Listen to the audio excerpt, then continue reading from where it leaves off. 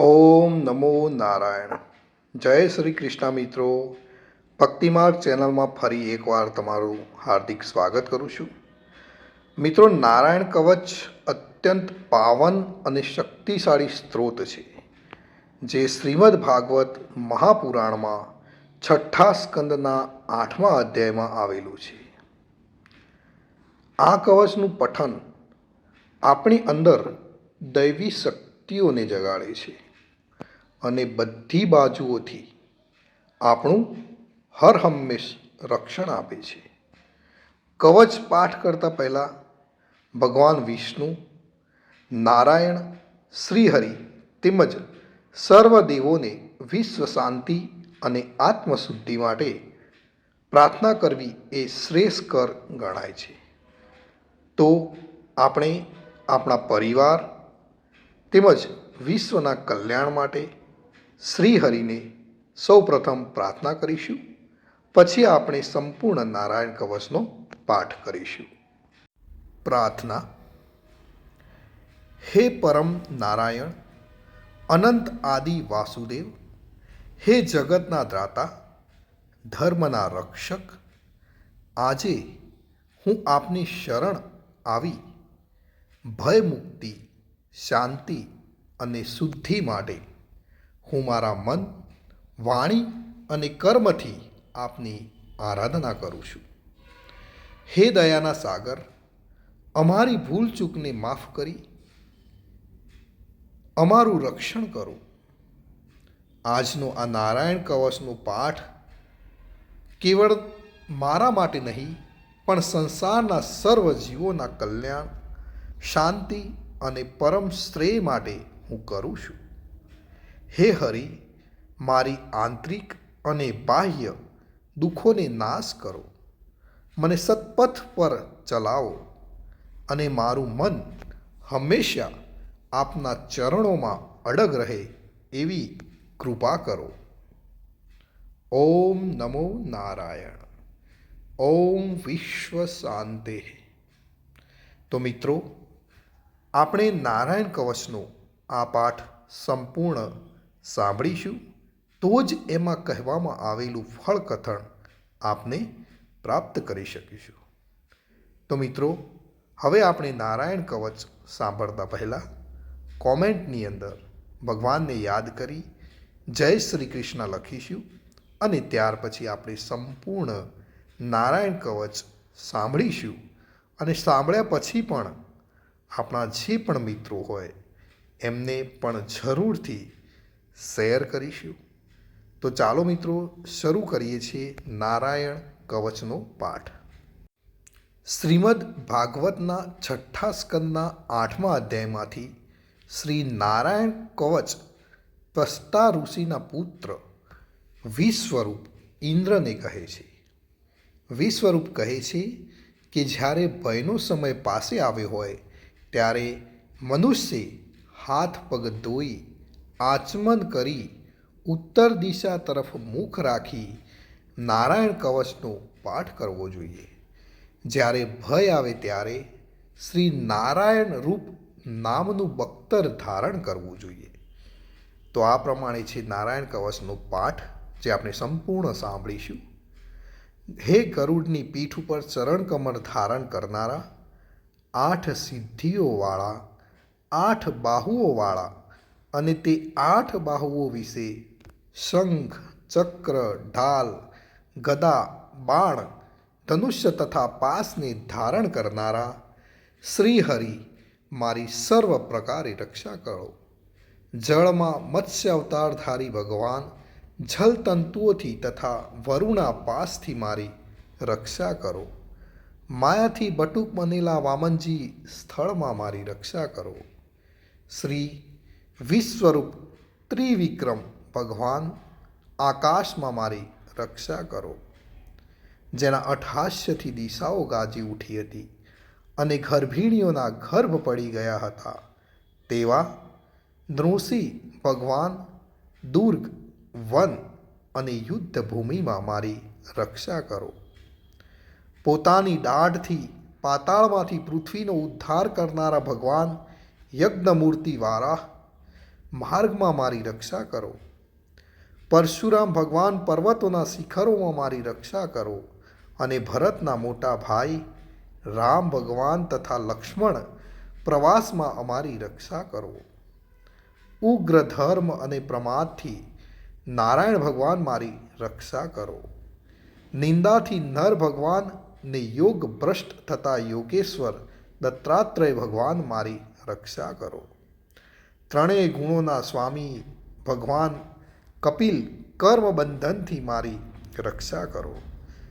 સંત કુમાર કામદેવથી મારી રક્ષા કરો. હયગ્રીવ ભગવાન રસ્તામાંથી જતા અને દેવોને પ્રણામ ન કરવા રૂપી અપરાધમાંથી મારી રક્ષા કરો. હે દેવર્ષિ શ્રેષ્ઠ મુનિ નારદ ભગવાન, ભગવાનની પૂજામાં જે કોઈ વિઘ્ન નડે તેનાથી મારી રક્ષા કરો. અને કૂર્મ અવતાર શ્રીહરિ સર્વ પ્રકારના નરકોમાંથી મારી રક્ષા કરો. અયોગ્ય ખોરાકથી ભગવાન ધન્વંતરી મારી રક્ષા કરો. જીતેન્દ્રિય ભગવાન ઋષભદેવ કામ ક્રોધ આદિના ભયમાંથી મારી રક્ષા કરો. યજ્ઞાવતારી ભગવાન લોક અપવાદથી મારી રક્ષા કરો. બલભદ્ર ભગવાન મનુષ્ય તરફથી થનારા ઉપદ્રવોમાંથી મારી રક્ષા કરો.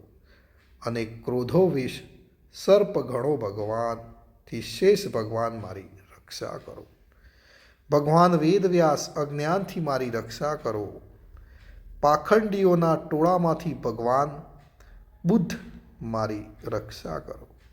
ધર્મની રક્ષા માટે અવતાર લેનાર ભગવાન કલ્કી કાળના મૂળ રૂપ કળિયુગથી મારી રક્ષા કરો. હે કેશવ ભગવાન પ્રભાતમાં ગદાથી મારી રક્ષા કરો. હે વેણુધર ભગવાન ગોવિંદ આ સંકટ કાળમાં મારી રક્ષા કરો. ઉદાત શક્તિ નારાયણ ભગવાન પ્રાહન કાળમાં મારી રક્ષા કરો. અને ચક્રધારી ભગવાન વિષ્ણુ મધ્યાહન કાળમાં મારી રક્ષા કરો. મધુ દૈત્યને મારનારા ઉગ્ર ધનુર્ધારી ભગવાન વિષ્ણુ ત્રીજા પહોરમાં મારી રક્ષા કરો. બ્રહ્મા વિષ્ણુ અને રુદ્ર એ ત્રણ મૂર્તિવાળા ભગવાન માધવ સાયંકાળમાં મારી રક્ષા કરો. ઇન્દ્રિયોના સ્વામી ઋષિકેશ ભગવાન પ્રદોષ કાળમાં મારી રક્ષા કરો. પદ્મનાભ ભગવાન કેવળ એક અર્ધરાતથી પહેલાંના કાળમાં અને અર્ધરાતે મારી રક્ષા કરો. શ્રી વત્સ સિંહધારી ભગવાન એવા ઈશ શ્રી વિષ્ણુ પાછલી રાતે મારી રક્ષા કરો. તલવારધારી ભગવાન જનાર્દન મળસકામાં મારી રક્ષા કરો. દામોદર ભગવાન સંપૂર્ણ સંધ્યાઓમાં મારી રક્ષા કરો. કાળમૂર્તિ ભગવાન વિશ્વેશ્વર સૂર્યોદય પહેલાંના કાળમાં મારી રક્ષા કરો. હે પ્રલય સમયના અગ્નિ જેવી તીક્ષ્ણ ધારવાળા ચક્ર, વાયુવાળા અગ્નિથી જેમ સૂકું ઘાસ બળીને ભસ્મ થાય તેમ અમારી શત્રુ સેનાને ભસ્મ કરો. હે વ્રજના જેવા તીક્ષ્ણ સ્પર્શવાળા તણખાઓથી ભરેલી ગદા, તમે ભગવાનને પ્રિય છો. તમે કુષ્માંડ યક્ષ રાક્ષસ ભૂત તથા ગ્રહોનો ભૂકો કરી નાખો તથા શત્રુઓના ચૂરે ચૂરા કરી નાખો. હે પંચજન્ય શંખરાજ, શ્રી કૃષ્ણ ભગવાન તમને ફૂંકીને ભયંકર શબ્દ કરે છે અને તેનાથી શત્રુઓના હૃદય કંપે છે. હે પંચજન્ય શંખરાજ, તમે રાક્ષસો, પ્રમથો, પ્રેતગણ, માતૃકાગણ, પિચાસ, બ્રહ્મ રાક્ષસ તથા બીજા ઘોર દ્રષ્ટિવાળાઓને નસાડી મૂકો. હે તીક્ષ્ણ ધારવાળી તલવાર, તમે ભગવાનના હસ્ત દ્વારા પ્રેરાઈને મારા શત્રુઓના સૈન્યને કાપી નાખો. હે સેંકડો ચંદ્ર જેવા મંડળ સમાન ઢાલ, તમે શત્રુઓની આંખોને ઢાંકી દો તથા પાપ નજરવાળાઓની પાપ દ્રષ્ટિને હરી લો. અમને ગ્રહોથી, કેતુઓથી, મનુષ્યોથી, સર્પોથી અને દાઢવાળા પ્રાણીઓથી તથા પાપોથી જે ભય થાય છે તે સૌ તથા જેઓ અમારા સુખમાં વિઘ્ન કરનાર છે તે સર્વે ભયો ભગવાનના નામરૂપ અસ્ત્રના કીર્તનથી જ તુરત જ નાશ પામો.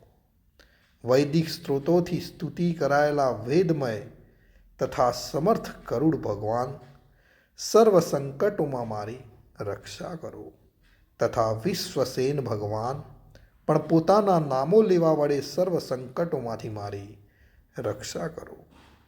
શ્રી હરિના નામ, રૂપ, વાહન અને આયુધો સર્વ દુઃખોમાંથી અમારી રક્ષા કરો. ભગવાનના મુખ્ય પાર્ષદો અમારી બુદ્ધિ, ઇન્દ્રિય, મન તથા પ્રાણની રક્ષા કરો. આ સાકાર નિરાકાર જે કંઈ જગત છે સર્વ ભગવાનનું સ્વરૂપ છે. આ સત્યથી મારા સર્વ ઉપદ્રવો નાશ પામો. અભેદ દ્રષ્ટિવાળા મનુષ્યોને ભગવાન પોતે ભેદરહિત જોવામાં આવે છે તો પણ તે પોતાની માયાથી આભૂષણો, આયુધો તથા ચિહ્ન નામની શક્તિઓને ધારણ કરે છે. તે સત્ય પ્રમાણ વડે જ સર્વજ્ઞ તથા સર્વવ્યાપક ભગવાન શ્રી હરિ સર્વ પ્રકારના રૂપો વડે સર્વદા અમારી રક્ષા કરો. શ્રી નૃસિંહ નામના ઉચ્ચારણથી જ જળ, વાયુ, અગ્નિ આદિનો પ્રભાવ પોતાના તેજથી દૂર કર્યો છે એવા લોકના ભયને દૂર કરનારા ભગવાન નૃસિંહ સર્વત્ર ચોતરફ મારી હર હંમેશ રક્ષા કરો. મિત્રો, નારાયણ કવચ કરીએ તો એનું ફળ કથન શું થાય એ વિશ્વરૂપ કહે છે. વિશ્વરૂપ કહે છે, હે ઇન્દ્ર, આ નારાયણ કવચ તમારી આગળ જે કહ્યું છે, જે ધારણ કરવાથી તમે શ્રમ વિના અસુરોના અધિપતિઓને જીતશો. આ નારાયણ કવચને ધારણ કરનારો મનુષ્ય કે સાંભળનારો મનુષ્ય નેત્રથી જેના તરફ જુએ છે અથવા તો પગ વડે જેને અડકે છે તે તુરત જ બધા જ ભયોમાંથી છૂટી જાય છે. આ કવચ ભણનાર પુરુષને કોઈ દિવસ રાજાઓ તરફથી, ચોર તરફથી, ગ્રહો થકી, વ્યાઘ્ર આદિ તરફથી તથા બીજા કોઈ તરફથી ક્યારેય કોઈ પ્રકારનો ભય રહેતો નથી. તો મિત્રો, આ હતું આપણું રક્ષણ કરનારું નારાયણ કવચ. ભગવાન સર્વનું રક્ષણ કરે એવી જ મારી પ્રાર્થના. જય શ્રી કૃષ્ણ, જય શ્રી કૃષ્ણ, જય શ્રી કૃષ્ણ.